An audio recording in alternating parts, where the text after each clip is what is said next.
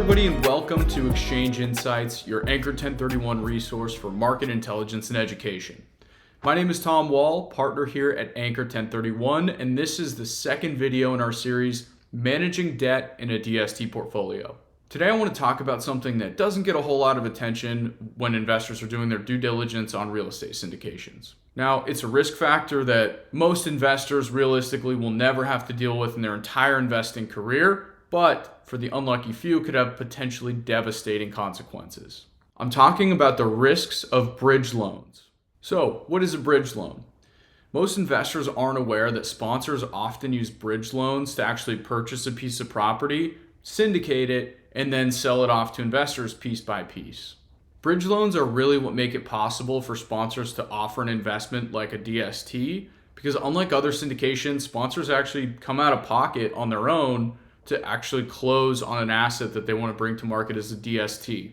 Remember, DST investors are in a 1031 exchange. They can't afford to wait around for every investor to get together at the same time to go close on a property, so the sponsor has to buy it, syndicate it, and have it ready to go for 1031 investors to come in on their own. When sponsors are looking at structuring other syndications, they'll go put a property under contract, they'll come up with a business plan, do their due diligence and their underwriting, they'll start to raise capital from investors, and once they have reached that threshold, they'll go out and actually close on the property with investor money without contributing necessarily any capital out of their own pocket. Because sponsors don't have an unlimited balance sheet, they often go out and utilize very short-term financing in the form of a bridge loan. So, how does it work when a sponsor needs to use that short-term financing to buy a DST property to offer it to investors? When a property comes to market as a DST and it was acquired with a bridge loan, as each investor comes in and buys their equity piece by piece, that bridge loan gets incrementally paid off. And once the syndication raises enough equity, the bridge loan is fully repaid and investors are no longer exposed to those bridge loan risks.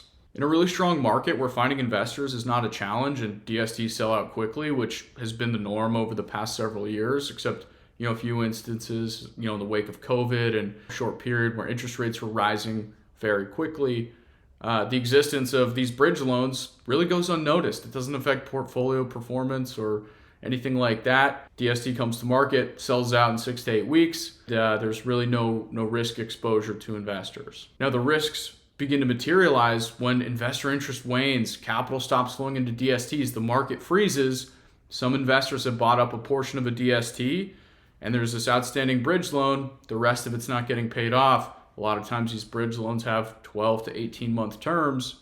If a DST doesn't sell within that period, there could be some major consequences. So what happens if a DST fails to sell out and they can't pay off their bridge loan? Here are a couple scenarios. Scenario number one, sponsor might be held responsible to pay off that loan. They take the loss, they pay it out of pocket. We see this happen if it's just a small piece. The sponsor might just basically buy that piece from the lender. They put their own capital to work, pay off the lender, and take an equity position alongside investors. Scenario number two, lender foreclosure. So if the lender wants to, they could potentially foreclose on any unsold equity. And in this case, it's the lender that takes on the risk and essentially become another equity investor alongside retail DST investors. Here's where it starts to get tricky. Scenario number three, the DST itself might be held liable for paying off that loan, and that could lead to depleted capital reserves in the deal, could lead to a cash flow sweep, both of which are going to negatively affect the performance of that investment. Scenario number four is a forced sale. The lender could force the sponsor to sell that asset to recover any capital that they have tied up in the deal and protect their investment as the lender. Now, this is not an exhaustive list, and every deal and every loan is different. So there could be other agreements between the DST sponsor and the lender. So it's a really good question to ask your registered rep when you're considering a specific deal. For most investors, the existence of a bridge loan really shouldn't be a deal breaker. In fact, they're utilized on almost every DST that comes to market. But here are a few questions to ask your registered rep to make sure that you're not going into a deal that has unnecessary risk due to a bridge loan.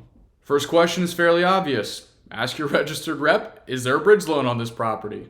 Number two, who's the lender? Is the sponsor themselves acting as the bridge lender? Is it an affiliated entity of the sponsor, or is it a completely third party?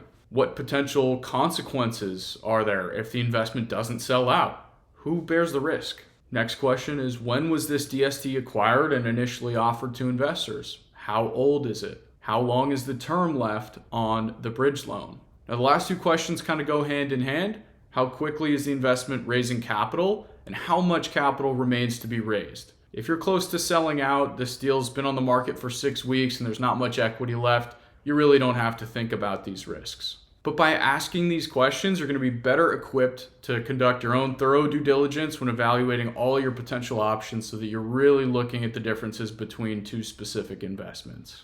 I really hope you found this information helpful, and thank you so much for watching.